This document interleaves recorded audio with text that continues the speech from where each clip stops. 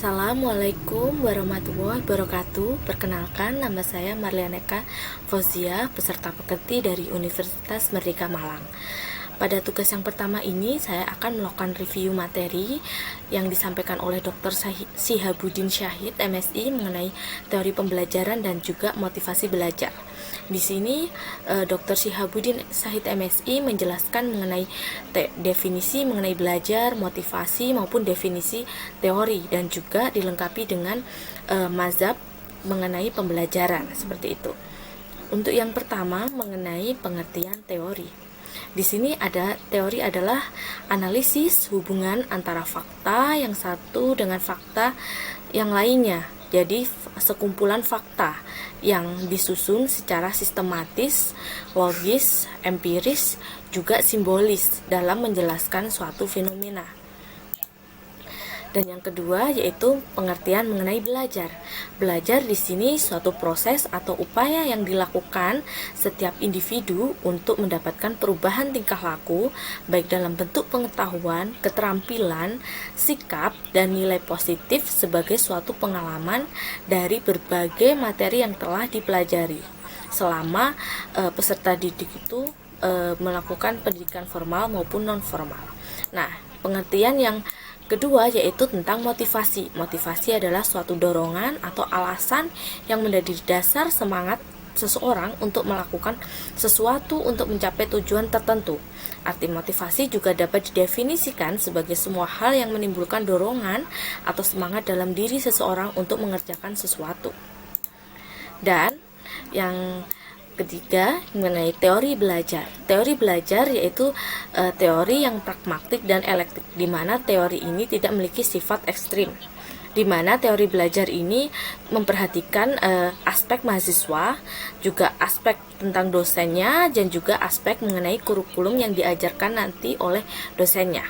Jadi dapat disimpulkan teori belajar adalah suatu teori yang di dalamnya terdapat tata cara pengaplikasian kegiatan belajar mengajar antara guru maupun dosen dan juga mahasiswa maupun siswa tentang perencanaan metode pembelajaran yang akan dilakukan di dalam kelas maupun di luar kelas.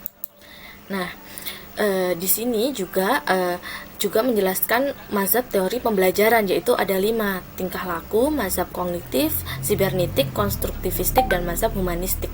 Di sini mazhab tingkah laku merupakan perubahan tingkah laku yang dihasilkan dari adanya stimulus dan respon, seperti itu. Jadi bahwa belajar merupakan aktivitas yang dapat mengubah perilaku individu, dan perilaku tersebut dapat dipelajari dan dijelaskan secara ilmiah sebagai respon ataupun stimulus. Memberikan stimulus ini berupa seperti pertanyaan, tes, latihan, dan tugas-tugas, serta mengamati dan mengkaji, merespon apa yang diberikan. Jadi apa yang diberikan oleh dosen atau guru direspon oleh mahasiswa, kayak gitu. Sedangkan mazhab kognitif di sini merupakan kegiatan belajar yang memiliki keterkaitan dengan penataan informasi, reorganisasi perseptual, dan proses internal, sehingga akan memunculkan persepsi ataupun pemahaman sehingga dapat diukur, diamati. Maka dari itu tidak hanya sekedar melibatkan hubungan antara stimulus dan respon, dan ini adalah kebalikan dari tingkah mazhab behaviorisme, kayak gitu. Di sini kalau mazhab ini salah satu aliran yang mendeskripsikan bahwa belajar merupakan proses pola berpikir di balik tingkah laku yang terjadi atau perubahan perspektif maupun pemahaman, seperti itu.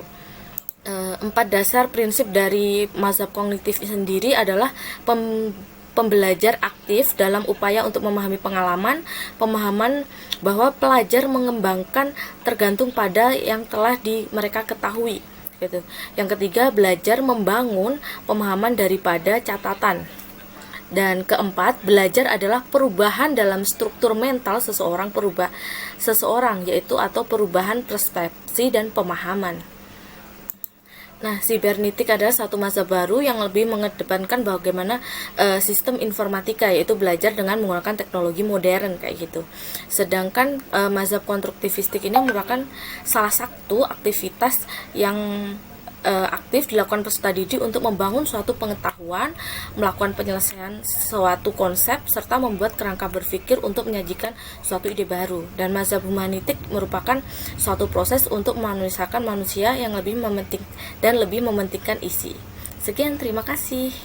Wassalamualaikum warahmatullahi wabarakatuh.